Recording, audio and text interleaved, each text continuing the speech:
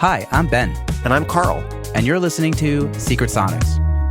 Honest conversations chock full of tactical advice to help you build your dream career in music and audio. Whether it's skill development, mixing mindsets, personal branding, or work-life balance, we talk about ways to help set yourself up for success in the ever-changing music industry. Let's get started.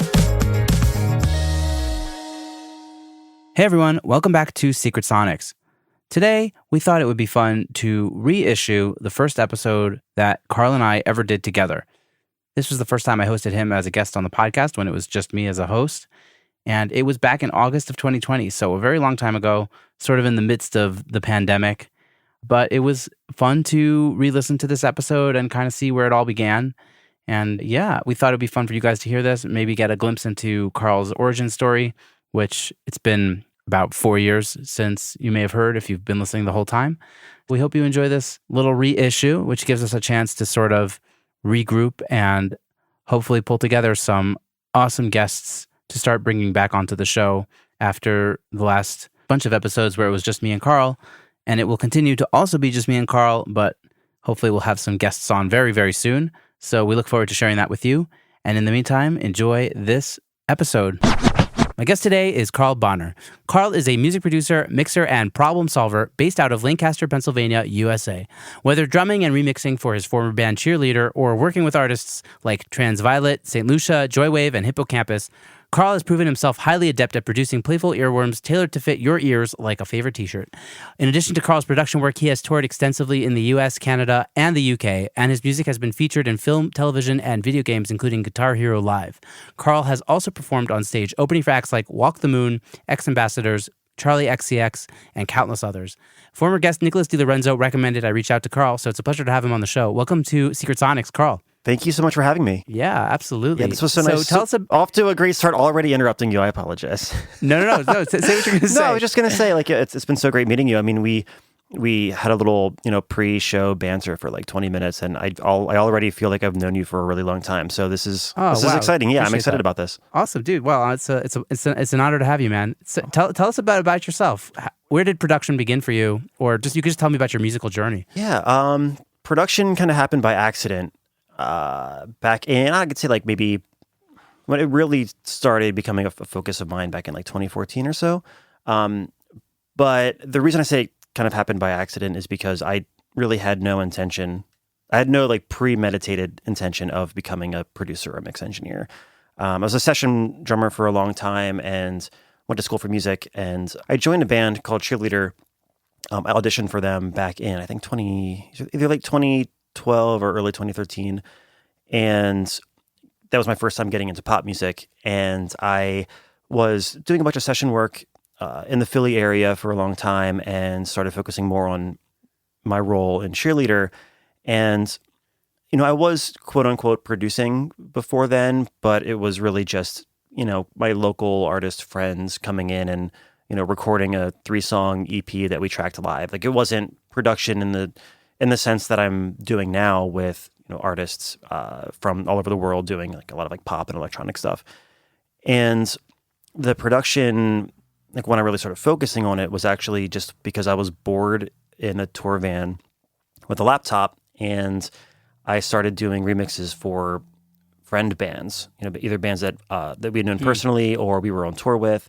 So it was super great because I had really fantastic songs to start with. I think the second or third remix I ever did was for the Wombats, which was insane because first off, they're just incredible, but also just having access and permission to do an official remix for a band that with that kind of history and longevity already was insane.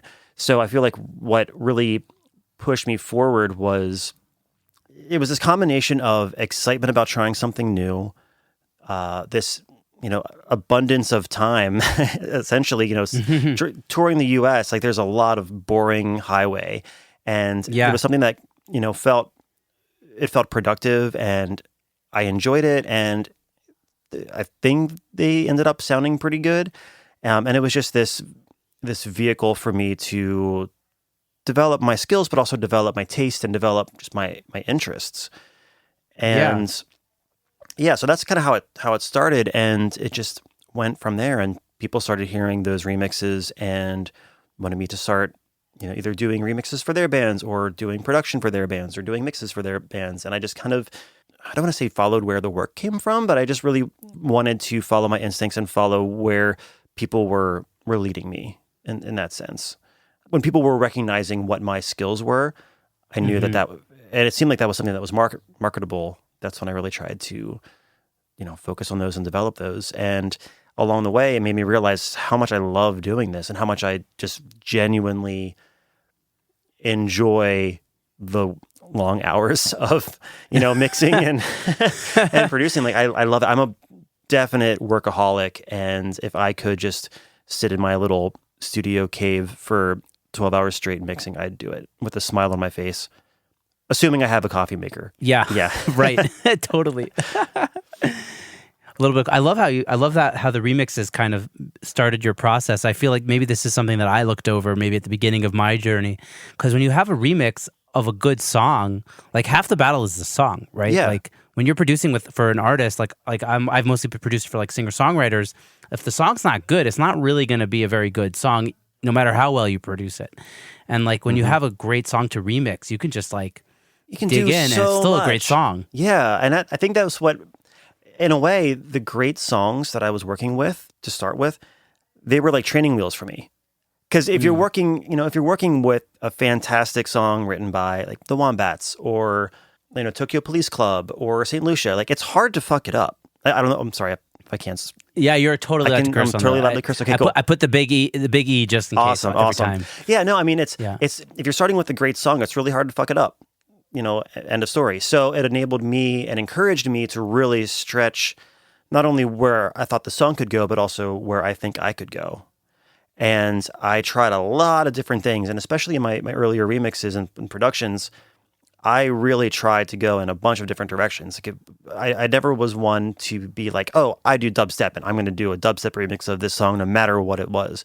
My goal was always to, strip apart this, or like remove the style itself from the original song and see how I could reimagine it in a different way, in a different style, rather than imagining that different style and then trying to figure out how to make it work.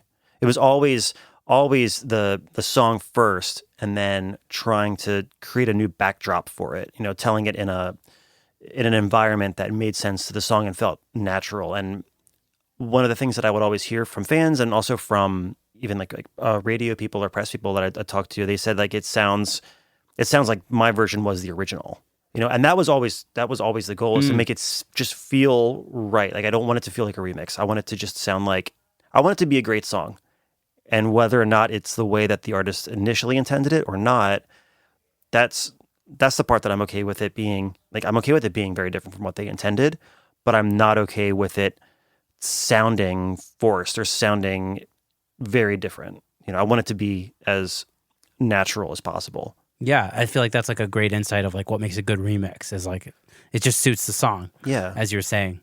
I think so too. You were talking about how you kind of have been following where, I guess, what people have told you about the work you've done. You've kind of followed that to find success, right? You like say like, what the market tells you, right? Yeah. Like, oh, you're good at this, so you should do more of that. Can you like give me an example of like a moment that happened and you really had like an aha moment? I don't know if there were any aha moments. I think it was just a very natural happening before I realized it, kind of thing. And that's even with me, doing much more mixing now than before. It wasn't anything that I necessarily planned. I think it just kind of happened. And I think with that example specifically, what was happening is I was working with a lot of artists that I was doing, a decent chunk of the production with them, but because they were remote, a lot of it was kind of co-producing with the artist. They would develop the demo, and then I would take it from where they passed me the baton, so to speak, and I try to take it the rest of the way.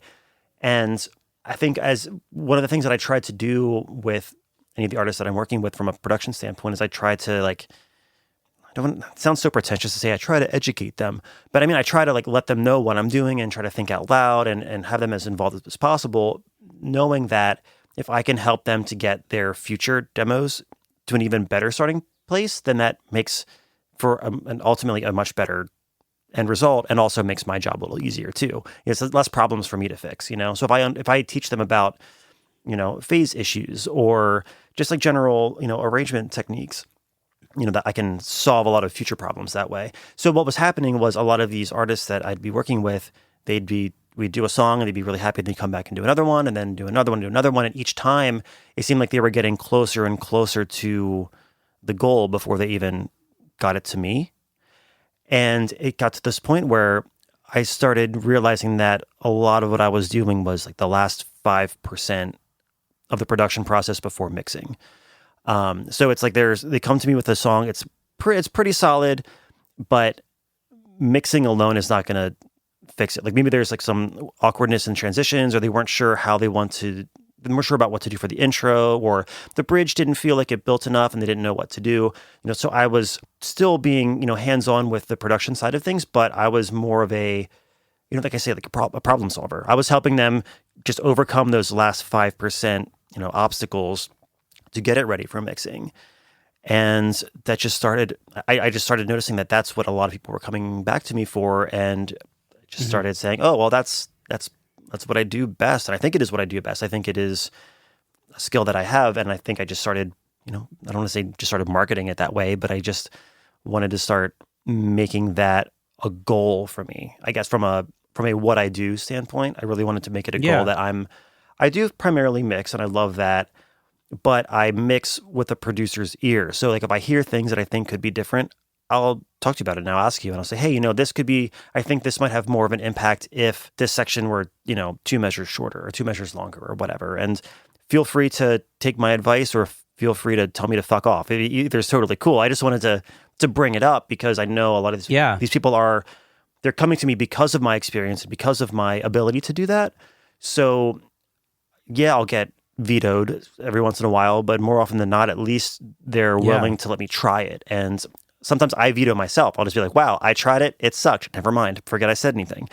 But at least we have this agreement, this spoken or unspoken agreement that we at least try everything that we think collectively could make the song better. And that's something that I don't feel like a lot of mix engineers do. Because for a lot of people, that's not like in the more strict traditional, a producer does this, the mixing engineer does this, the editor does this, the mastering engineer does this. In that sense, there is much more, I don't know how to say this, there's a more like compartmentalized role. Yeah. And I'm definitely not one to try to do everything. Like I will outsource mastering any chance that I possibly can. I'll outsource editing. I'll outsource, vocal tuning. But those few things that I really feel like I can do strongly, even if they're not necessarily in what I'm being hired to do, I'll still bring it up. Right. Because I want the song to be as good as it can be. And if my idea helps, awesome. And if my idea sucks, awesome. At least we tried it. We tried every possible avenue. Yeah, there's a term in Israel that I don't know how well this is going to go over. It's called big head and small head, rosh gadol and rosh katan, and it's used a lot actually in the army. It's like, oh, like you're just like being small headed means like you just keep your head down, you do the job, you get out. And if you're big headed, which is just the term here, it means like you're actually thinking about the bigger picture. You're not just thinking about what your role is and how it applies to other things. And it sounds to me like you've really applied that to when you get a mixing job or whatever job it is. It's like you're thinking about the whole picture, and I think that's like a really good thing. And you're not the first person on the show to say something along this lines. Like I'm trying to remember who, but somebody who said that, like, they hired me to mix, but I'm not going to let it just be a mix if it needs more than just a mix. Yeah. Because I see the production and the mixing as the same process. So you're hiring me to mix, and that's like my specialty. But like, if the song needs a better kick drum, I'm going to find a better kick drum sample and pop it. Like, I don't know, just like a silly example. Yeah. Well, I think of it as, if you're building a house, right? Even if I'm being hired to hang the drywall, if I see a leak, I'm going to say something. Right. I'm just not going to put the drywall up and ignore that issue. I'm at least, and even if they say, oh, it doesn't matter, well, they'll figure it out, whatever, and that's not my responsibility to make that call necessarily, but it is, I feel like it is my moral responsibility to be like, I think there's a problem here that hasn't been addressed and maybe we should address it. Yeah, absolutely. I recently surprised two people that I was doing a mixing job for with like a new like kind of musical like added production thing. And both times I got good results. So Yeah. I probably should have mentioned something before I did it, but I just kind of said like, oh, here's the new mix. What do you think? And they're like, wait, you just added like a whole new piano part to that section. And like so far it's gone over well, but I may be treading dangerous territories if I just do it without telling them. I think it's only dangerous if you don't say something. And if they say no, then maybe don't do it. Or at least if they say, I don't know, I don't think so. If you want to do 2 versions and send it, maybe that's okay. Yeah. But I've definitely tried to make it. It's like one of my onboarding questions is if I hear something, if I have a crazy idea that I think might make the song cooler, can I try it? Knowing that you will ultimately have veto power, but do I have permission to at least just chase that idea and see if it works? And there's only been, I think I'd say like in the past year and a half, I probably worked with, 150 artists, and I'd say maybe 2 or 3 have ever been against it. And generally speaking, those are not clients that I end up working with again. It's a nice feeling to fire clients. and when I have somebody with that kind of attitude, like I'm okay with not working with them again.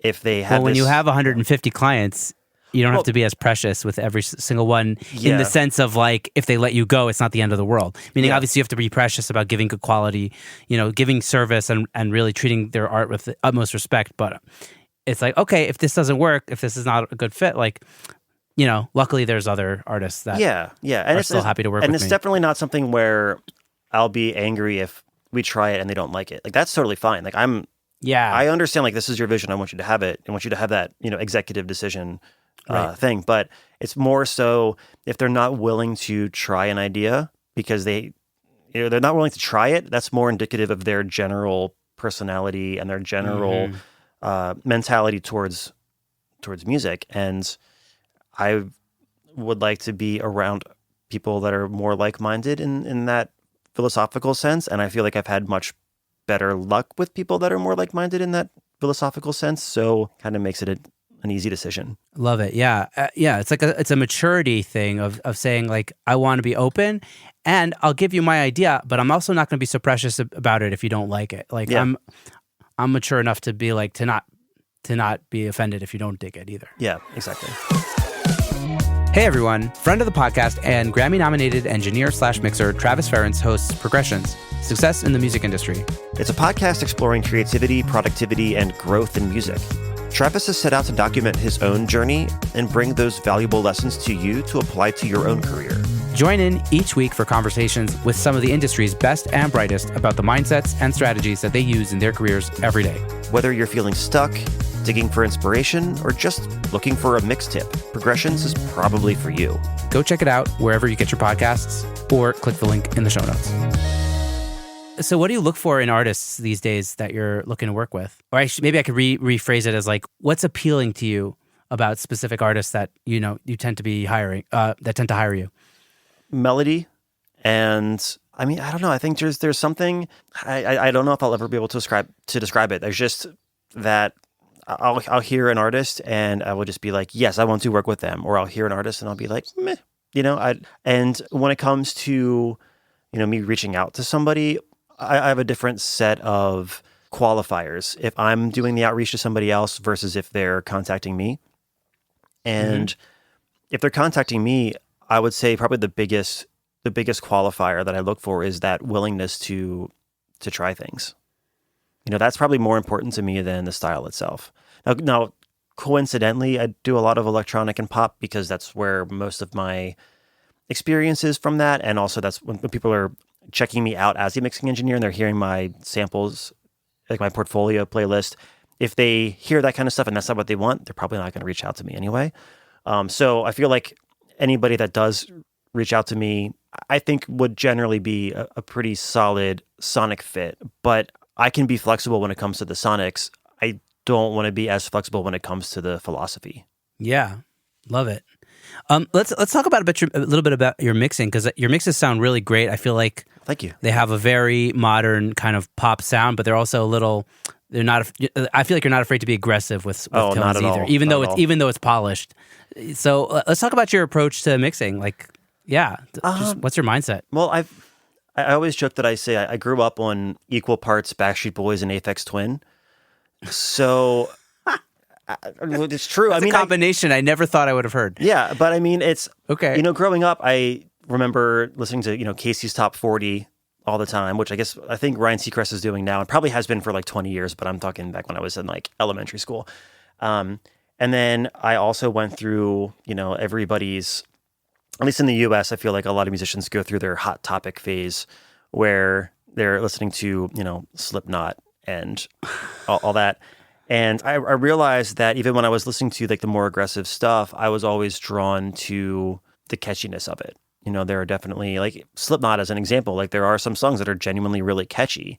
And I think that kind of, once I had that realization that that's what I was drawn to, it made me realize that the actual sonics and the actual execution of the music wasn't what was drawing me to it. It was that I was excited about the idea that I can have things sound super weird, but yet still be catchy. And I've always tried to do that with my mixes as well, with my productions and remixes and my mixes. I always want to I like having a clear sense of what the priority is sonically. And it's different for different styles, but I always want there to be like the listener knows what to listen for. I'm helping to tell the story by kind of shifting focus sonically throughout the song, like moment to moment. But I also love the idea of having just those weird little things in the background that you don't notice until your 50th listen. And one thing, I don't know if you're familiar with this, this is my like party trick to ruin music for people. If you ever listen to what's that? Semi-Charmed Life by Third Eye Blind. Yeah. Okay. So at the end, on the end of 4, on almost every measure of the song, except for parts of the bridge, there's this really loud electronic hi-hat going psst. And I never noticed it for the first 10, 15 years of that song's existence. And now when I listen to it, I can't not hear it. And as soon as I point it out to somebody, it just makes them hate life. And it's so much fun. So if you're listening to this, pause it right now, pull up Semi-Charmed Life by Third Eye Blind, and just that song is giving me nostalgia. Yeah, but like if you listen to it, I mean, we could even pause this right now if you want to pull it up, because it's amazing. It's like so loud too, like it's not subtle, and yeah, that song was huge, and everybody knows it. At least every like, you know, white millennial will dance around singing it, but it's fantastically obnoxious, and it never stopped that song from being a huge hit. So I think that was just more, you know, inspirational fodder for me to do weird stuff. And as long as the focus remains on the things that it should remain on, I can sneak in whatever kind of weird stuff that I want. Nice. Are you referencing tracks when you're mixing? Do you get rough mixes? Sometimes. I mean, they'll usually send me a rough mix or like a production mix, and depending on the production level, you know, the skill level. Well, no, that's not the right way to say it. Maybe we can scratch that. Depending on the, you know, the mixing abilities of the artist or producer that I'm working with, sometimes they'll say, "Here's a rough mix, but do your own thing. Like, just ignore it because I can't mix to save my life." Or there'll be some artists that kind of constantly kind of go back to the reference mix, like a bit of demoitis. And so there's always a sense of that. But I'm very rarely actually referencing other mixes, like, you know, commercial mixes. I always do, just from like an inspirational standpoint and from like an academic standpoint of just me wanting to hear what else is being done now. But it's very rare that I'm actively A/Bing it with another track. If it's a production stage thing and they're trying to get the kick drum to sound like this kick drum in this song, then then I can use that as a more direct reference because that's what they're intending that for.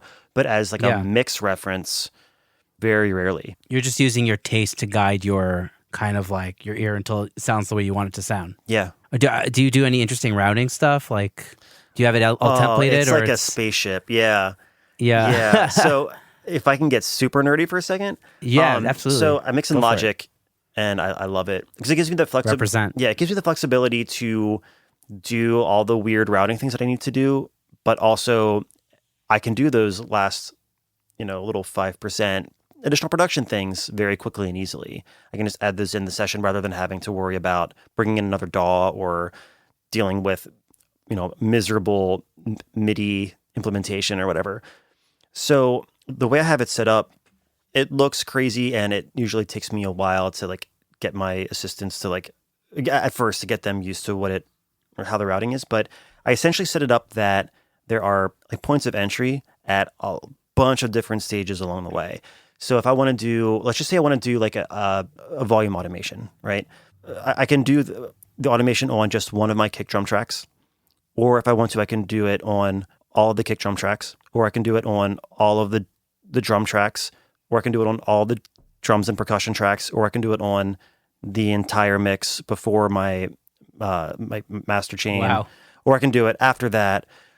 So like depending on what I want to do, I can make it as micro or macro as possible. So it saves me so much time if I'm working in pop music and there's like a hard stop somewhere, I can very quickly mute. I can automate mute all of the drum effects sends separately from the instruments, or I can do the drums and the instruments, but not the vocals. So like the vocal reverb keeps on going through, or I can do all of it at once. I have that flexibility. Wow. Or just one particular vocal delay throw, I can mute that. So it's definitely, it took me a while to get used to it. I actually kind of adapted a template that my friend Andrew Mari sent me. That was like the beginning of this, and I kind of he's the dude. He's a beast. Yeah, he's worked with Shawn Mendes, right? Yeah, and Lizzo and Post Malone and a bunch. He was actually I call him my remix pimp. Because my band Cheerleader, we did 2 songs with him, and he and I hit it off right away, and he started introducing me to some of the bands that he was working with, so that way I could do remixes for them. He's great, but yeah, so I took his template and adapted it to fit my needs and my plugins, obviously, and it's definitely weird at first. It's weird to explain to somebody, but I've been using it every day for the past, 2 or 3 years. So I'm very, very quick with it. No matter how complex it is, like I know exactly where I need to go for any move that I make. How often do you save it as a new template? Every couple months, I'd say. Yeah. And that's usually, either I get a new plugin that I'm like, oh, I think this is a much better sidechain compressor to use, or that I like this. I just recently got the UAD EMT 140 reverb, and I love that on vocals. And I used to use the Eventide, it's like the Ultra Verb or whatever it's called, a lot. And I just kind of swapped that out as my third reverb send on my vocal chain. So sometimes it's just like a new sonic thing that I've been refining and getting into, or sometimes it's just like a utility thing. Like, oh, I've been doing tracks with a lot more percussion elements than usual, and I wanted to kind of like subgroup these a little bit more, so I can kind of increase my flexibility within that. I'm all about that also, and I feel like you've got it even further than me. I always talk about like how I bust my buses. Oh yeah, I'm just like okay, and I'm using also in Logic they have the stack tracks, so I use stack tracks for like all the kicks or whatever, and then that goes into a drum bus or whatever, and then that goes into whatever. But you have like even more steps than me. But I'm all about that flexibility of like where can I automate from, or where can I? So I totally relate to that. Yeah, and it's been such a game changer. You would think that having a really complex template would actually make things more difficult, but it's when you do the same complex thing all the time, it's just, my mix speed has been getting faster and faster and faster. Yeah. I'm sure a bunch of clip gaining also in lieu of automation and all that stuff. Yeah. And being able, exactly. Like being able to figure out, okay, well, here's the issue that I'm having. Is it a volume automation thing? Is it a clip gain thing? Is it an effects send thing? How do I achieve that? And then no matter what that answer is, I have like a specific place I can just scroll right to and make that change. Yeah. Do you do anything else in your mixing template that helps speed things up? I mean, things are grouped by instrument type. They're color coded. I mean, honestly having an assistant, my assistant Julian is the best, and having him especially in the past couple of months, we started doing a more elaborate mix session prep. But having him do that has been a game changer. So like the one thing we've always been doing since I first started having him do my setups back maybe like last January or so was just importing the files and making sure that everything's there, making sure that everything's named properly in the right, slot on my template, and making sure that everything's color coded and the rough, like the rough mix, reference mix, whatever is in there, BPM's right and not just whatever Logic says it is, because sometimes it's not right. And good to go, and then at least then I was able to logistically open it up and know where everything was. And that was great for a year, or maybe almost maybe a year and a quarter or so. But then recently I started doing like 2 more like stages of mix prep, depending on the song and the style. The next one being also doing some preemptive clip gaining. So I know for some instruments like my kicks and snares and basses, like I know what types of plugins I'll tend to use on them, and I know what kind of input into that plugin I like gain wise. So what I'll do is I'll have him, clip gain the regions to be at that level that I want, and then compensate on the actual volume fader. So when I load it up, the rough mix, it plays back just like the rough mix does, but now they're all calibrated so that way going into whatever plugins I'll put in there, I know that they're at the input level that I want. Wow. So I can very quickly just be like, ooh, I think this could be really cool with Sketch Cassette. And I try it and then, nope, that sucks. And I turn it back off. Rather than putting it on and then having to clip gain things and trying to make sure, you've got it down, man. Yeah. And then the third level that we just started doing is I have him go through all of the, I'd say like lead vocals or like prominent vocals. And I have him splice all of the S's and F's. So if he doesn't remove them, he just literally will like make a little split the region point at the beginning and the end. So that way, when I'm going through, if I need to clip gain something, if there's like an S or an F sticking out, I don't have to stop and like zoom in and scroll through and try to find it. Like I can see, as like the first word of that line, boom, it's already there. I click it, clip gain it down, boom. Because then that enables me to not push de-essers as hard. Right. Which we all know if you push a de-esser, tiny little bit too much, and then your whole mix just kind of crumbles into a god-awful mess. That's so true. De-essing is like it's such a simple thing, but it could just like F up like what would otherwise be an amazing vocal. Yeah. That's been my very unsexy like skill growth focus for the past couple of months is de-essing. Just trying different things and trying to get better at that. And what's your favorite de-esser? Tell me what to use. I don't have one yet. I've been trying there's the Isotope RX de-esser, the Waves Sibilance, Pro MB, and also I got Soothe 2.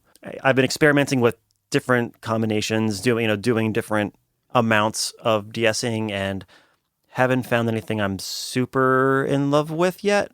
It all takes some finessing, but I think that also might be because it's 2020, so a lot of artists are recording themselves at home. So there's not as, the percentage of home recorded vocals that I'm being sent to mix is a lot higher than it might have been a year ago. So there are issues that had the vocalist gone into a studio with a proper engineer, these issues wouldn't even be, they wouldn't be, they'd be non-issues. So that might be a little bit of the difficulties. I'm just trying to figure out how to fix a new problem every time. It's always like a de-essing problem, but it's different because it's always the TLM 103, man. It's always the SM7 from this close. Oh, really? Is it? Oh yeah, I get proximity effect is a thing, and it drives me crazy. You know what? That's why all these new artists that are just buying the SM7 should get the RE20, because the RE20 has no proximity effect. It is a idiot-proof microphone, and so you're hearing the RE20 now, listeners. It's the best, in my opinion. It's the best dynamic. And now, from a word from our sponsor. Yeah, seriously.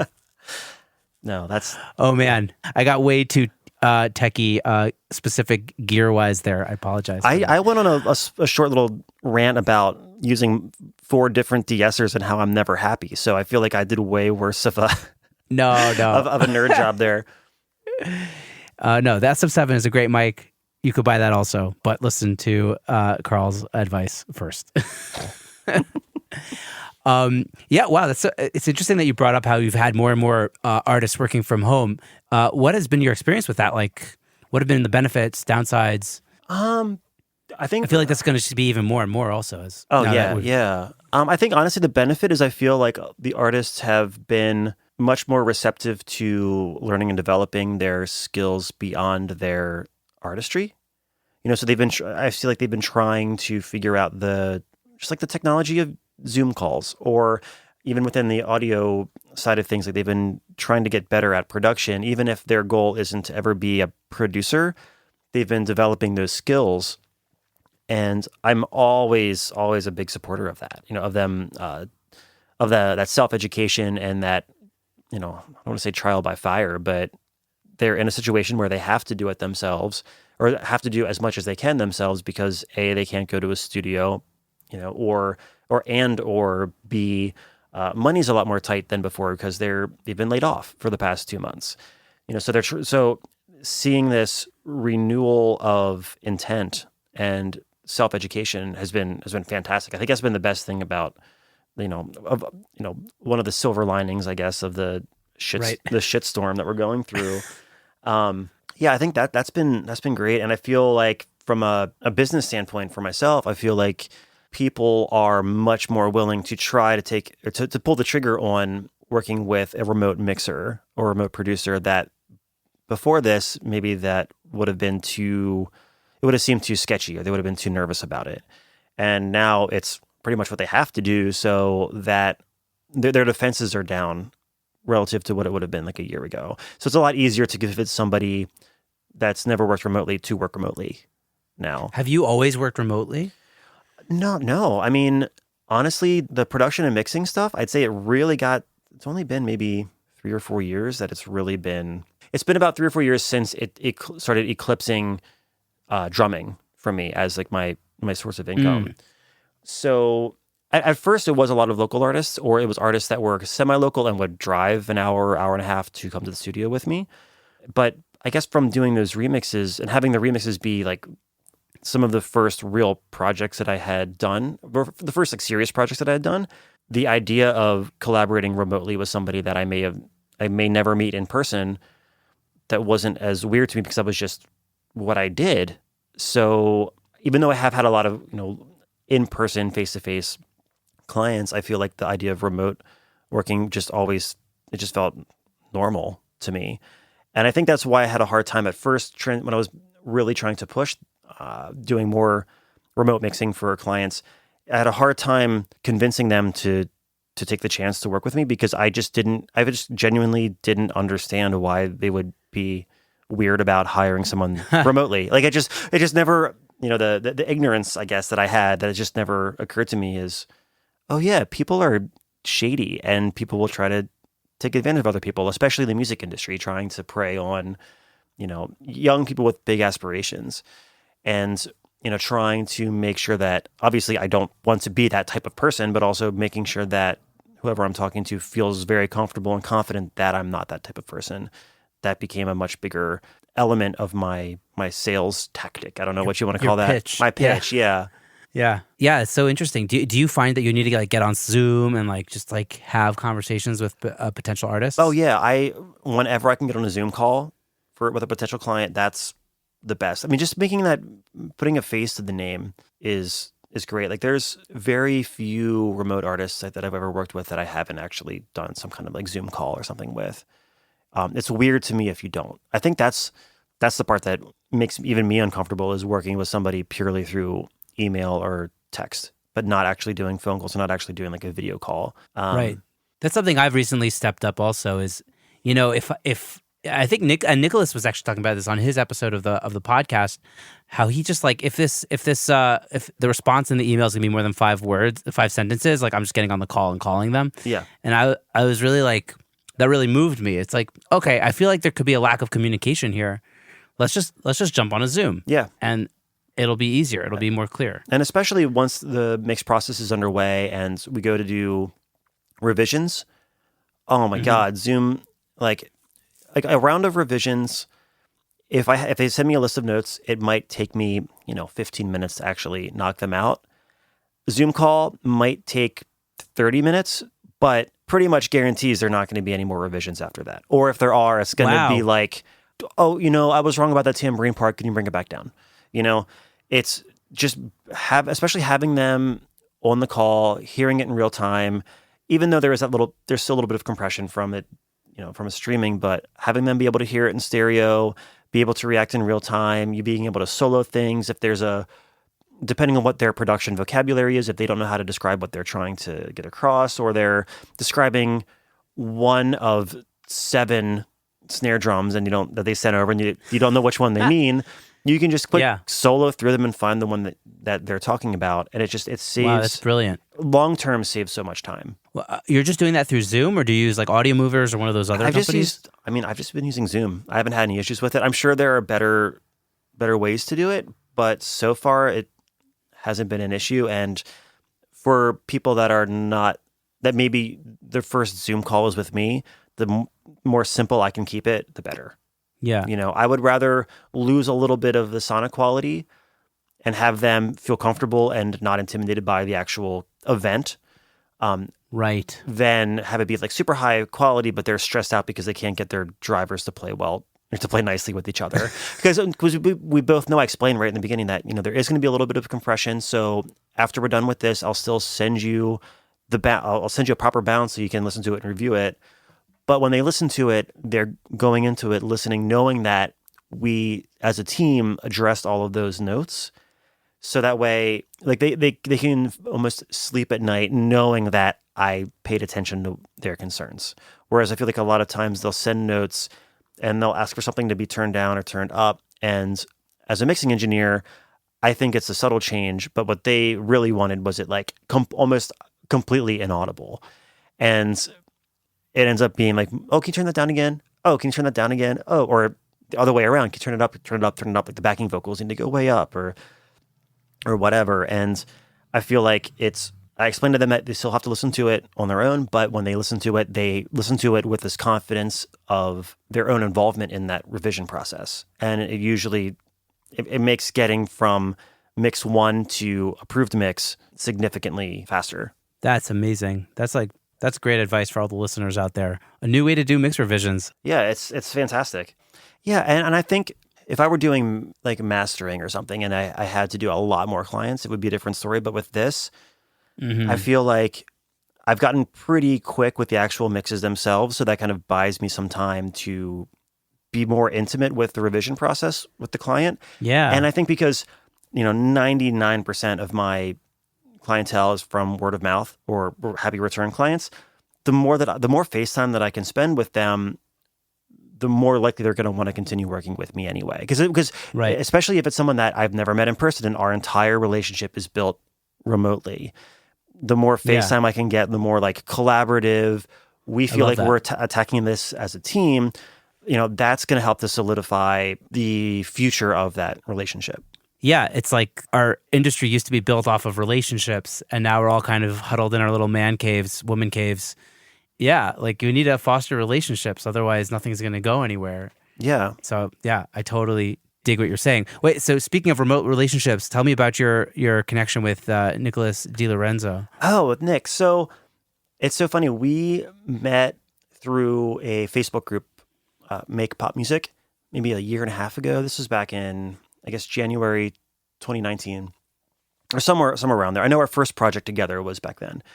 And it was something where I think some of my friends had used him before, and I just saw his name a bunch, being tagged as a great mastering engineer. So I just reached out and, we started talking, and, you know Nick. So, he's just like super personable and just like a great, like he just makes you feel good about being alive when you talk to him. He's just like this, this great, like this teddy bear, this sarcastic, foul-mouthed teddy bear.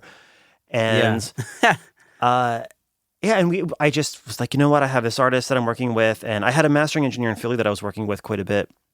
But I was like, well, this particular track, it's not really in his wheelhouse, and it's more electronic. And I'm also starting to get more of this like electronic pop stuff coming my way anyway. So, he has the budget to hire you, so let's try this out.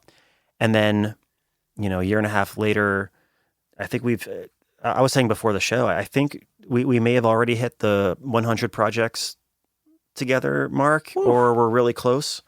That's amazing. Yeah, so it's so funny because we've never met in person, and we live, I think, 14 time zones apart, something like that. 'Cause he's in Melbourne, Australia. I know. Oh my God. Yeah, but we talk multiple times a week. We're pretty much like texting almost every day during the week anyway. And then we're constantly working together, and the distance and the time zone difference has never been an issue. Wow. So I think... I guess the America to Australia time zone is not as difficult as the Israel to Australia time zone, because I feel like I'm ending my day, or I'm just starting my day just as he's ending his day, whereas you might have like some overlap or something. Yeah, because he usually... I mean, he's an early bird. I mean, he's, I think, usually starting at like 4:30 in the morning, his time. So we usually do catch each other. He's usually like passing out or already passed out by the time that I wake up. But then like my like late afternoon is when he's like really doing his communication stuff and kind of getting the day going. So yeah, I mean, it's definitely not as smooth as, me throwing a rock at the window of my neighbor to say hi. It's not like that smooth, but all things considered, it really inspired me to make my communication with remote artists as smooth as his. So dude, I'm always asking him a million questions on how to make it smoother, how to make it better, and yeah, he seems to be a master communicator, and it seems like I guess we've both taken that as a sage advice from him. So that's awesome. And he's also a badass mastering engineer too, I'm not trying to discredit his mastering, 'cause he's like a monster. I love it. But also, like, beyond just being a fantastic mastering engineer, he's also this, really inspiring business person and just good friend. Unreal. All right, so hopefully, if I ever get into a little bit more pop EDM stuff, I'll know who to call.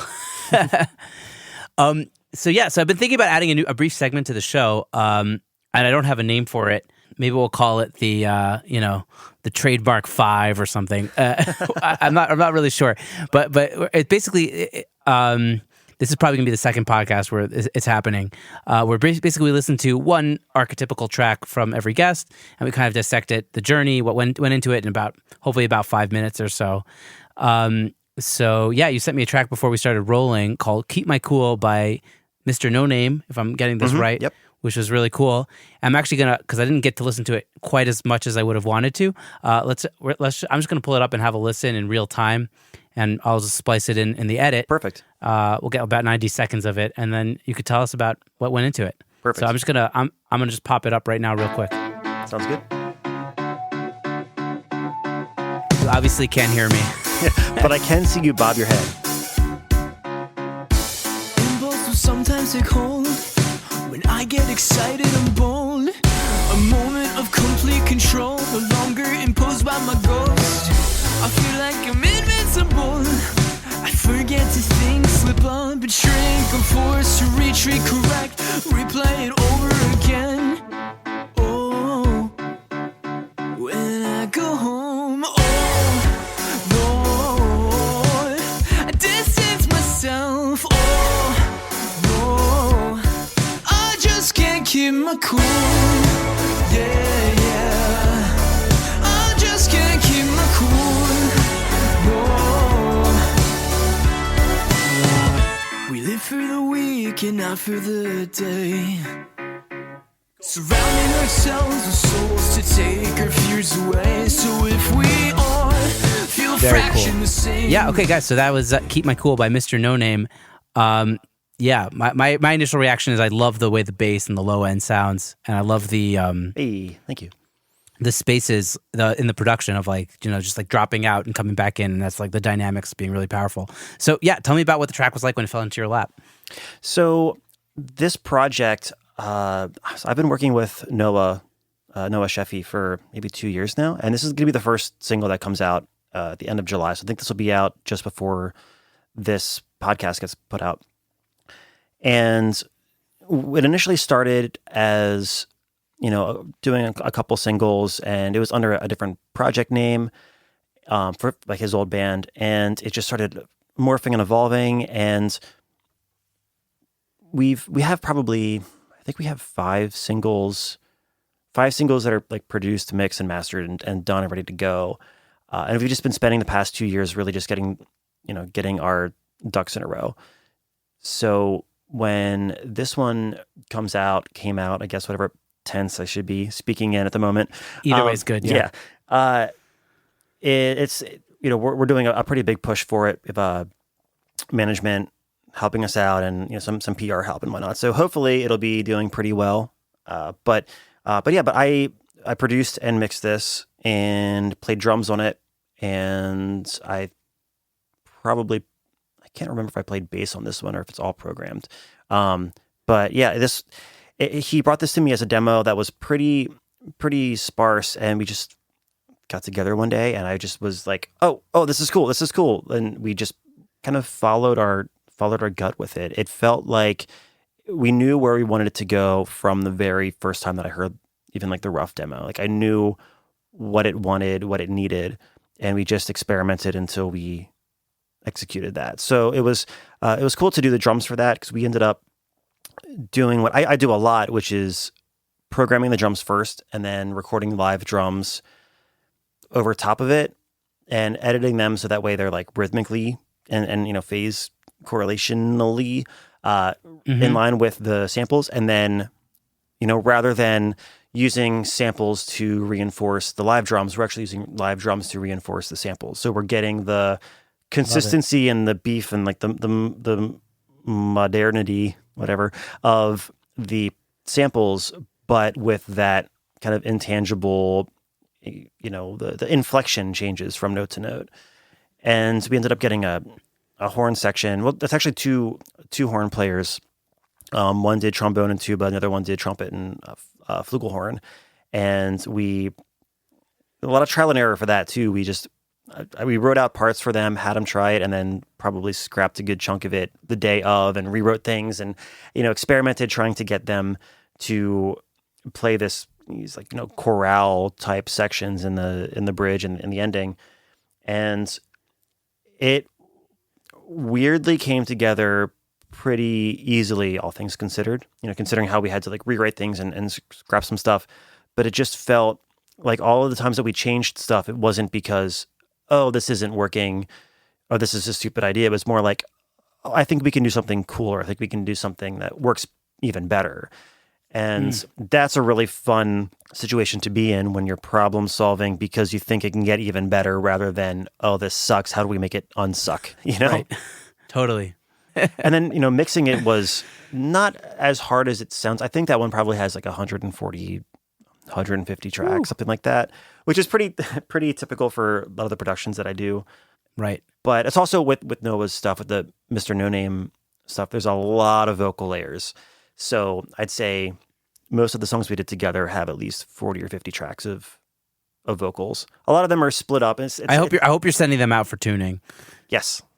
Indeed. I didn't for the first few, but then once I started working with my friend Lucas Ngino for the vocal editing stuff, I was like, okay, Lucas, hi.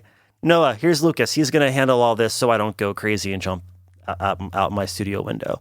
Because there's just the quantity. I mean, he's a fantastic singer, so it's not a matter of, it's a lot less of like fixing things. It's more a matter of like the vocal lining of 9 harmony parts. It's like the more like the tightening of it and just getting it that really, really finessing that huge wall of sound that we were going for. Wow, love it. What was that organ? I guess maybe Rhodes or toy piano sound. Oh, so that was a combination of 3 different VSTs that we reamped. So I do a lot of reamping for stuff. Tell me about it. Yeah, so we reamped the drums too, I believe, actually. But with the keys, we had, I believe, one of them two of them, maybe all three. I think they might have been different Arturia presets. I think like one might have been like the whirly and the piano and an organ or something, kind of all blended in together. But then I have a friend down the street that has a great studio, Gary, and he will take the files that I send him and he'll set up, like a reamping station out in his main room, and I think he played it through a Bassman or something, and capture like a close mic and then some like overheads and then some like far room mics that I can kind of piece together what I want in different sections, also blended with the DI.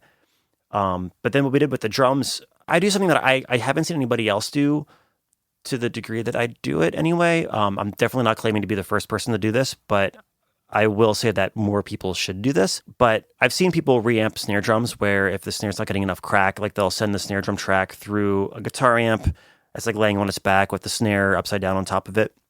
So that way, every time the snare plays, it's like activating the actual physical snare wires on the drum. And then they'll mic that and whatever.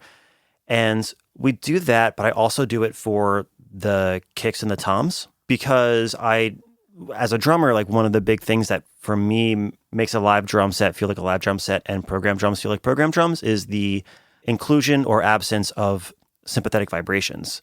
So like when you hit the kick drum, the snares buzz a little bit. When you hit the floor tom, the snares buzz a little bit.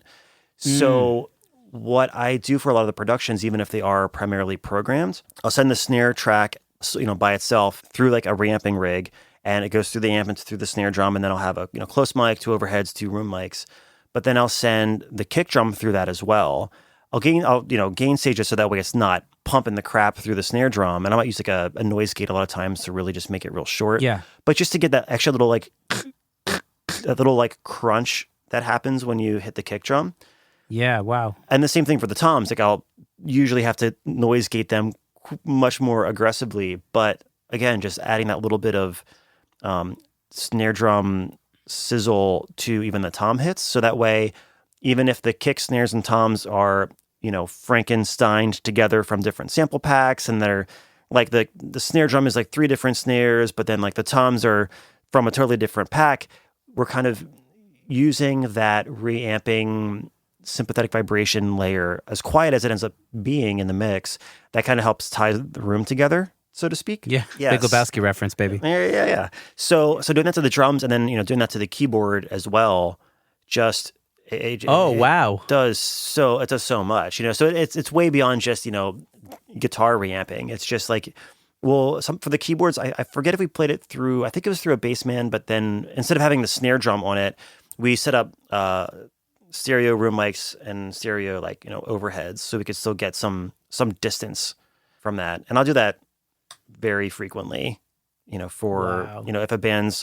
if there's a band that is going for a more live sound, but because of COVID, they're just recording everything DI, but they can't really, they're doing the best that they can.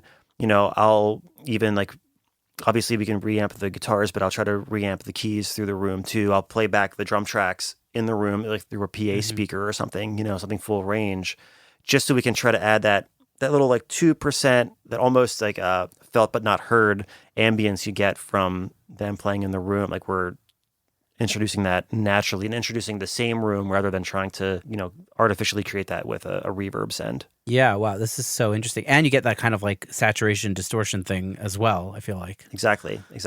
That's amazing. That's Yeah. cool. I never even Super thought nerdy. about doing Yeah. something like that. But I guess, the merits of, where you're coming from, I'm a bass player, so I probably would be less likely to think about where a drummer's coming from with the sympathetic vibrations on the snare drum, because that's just not, it's not my instrument. Yeah. So you bringing your drum player savvy into that situation is really cool. Yeah. I feel like if you were like, what this is missing? The snare buzz when I hit the 5th fret. I really wish I had more of that. That's, if you really needed to fake something sounding live, you could do dumb shit like that, but I wouldn't recommend that specific thing, but I'm sure there's probably a situation that would actually be helpful. If you're trying to sneak in, let's say you're, ghost recording bass parts from a live album, or a live recording, and the bass sounded like crap in the actual in the moment, and the DI was cutting out or something, and you're trying to re-record over it, and you want to sound a little bit more natural. there are, it's kind of like a post-production trick to make it sound more like it's in that space. That's Wow. I digress. That's a whole nother. No, that's really cool. Yeah. It's listeners, just keep your mind open and do crazy shit.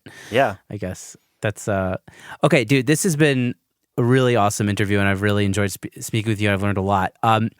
I guess my last question for you was, if you were coming up today, 2020, obviously a lot has changed since you began. What's something that you learned along the way, or you did right at the very beginning, or you didn't do right at the very beginning, like something that you just think is key to having success in this game that you wish you knew, or you somehow figured out at the beginning of your journey? I would say, I'll try to keep this short. This kind of goes back to what we talked about before the interview. I would say really try to keep an open mind about the role that you take in a project.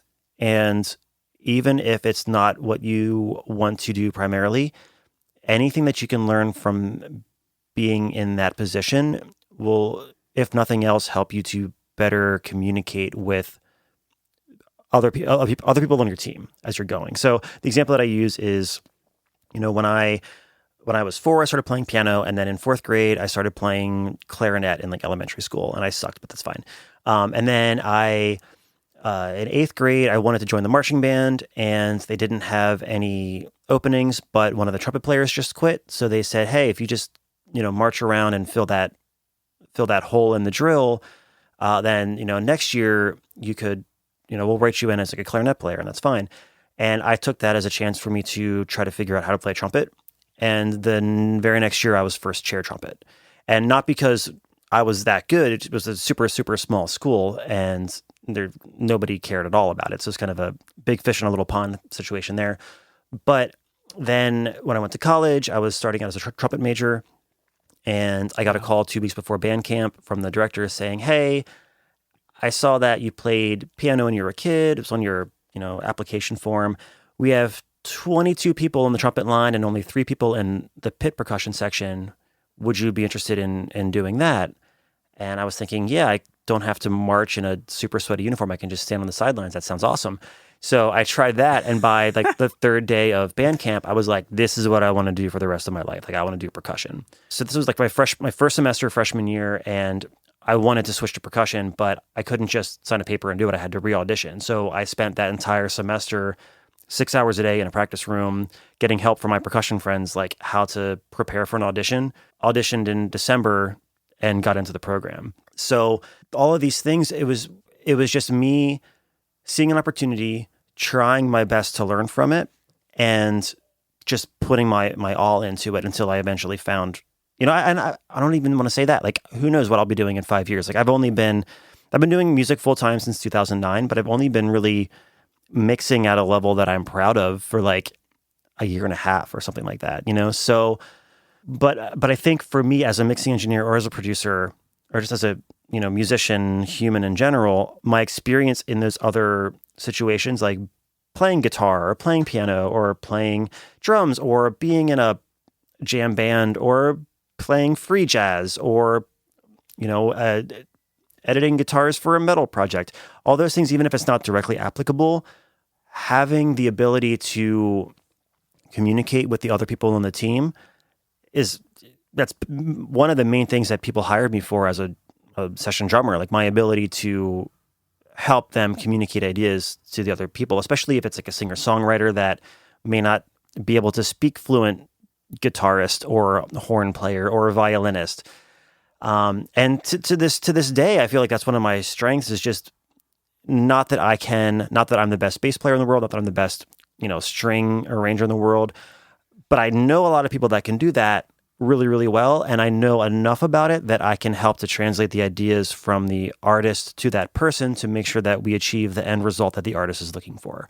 So having those experiences, again, even if it's not the main thing that you want to focus your career on, anything that you can learn to be able to communicate with that vocabulary, with the vocabulary of a violinist or the vocabulary of a tuba player, that's going to make you more valuable and also make your life easier and also make the artists think you're some kind of God, because it's like you have some kind of universal translator that can communicate in all these different niche languages within the music world. I think I love that. I think kind of what makes a music producer a great music producer is that they're able to see the whole picture. Yeah. And when you're open to learning about a lot of things, you end up being able to see the full picture on different genres, different songs, whatever it is. And surrounding yourself with people that can do all those different things better than you is a very valuable asset. So like with the productions I'm working on, like I can really focus on mixing and some of the production stuff. But if it's a style that's not in my wheelhouse, I know 5 guys or girls that can crush it.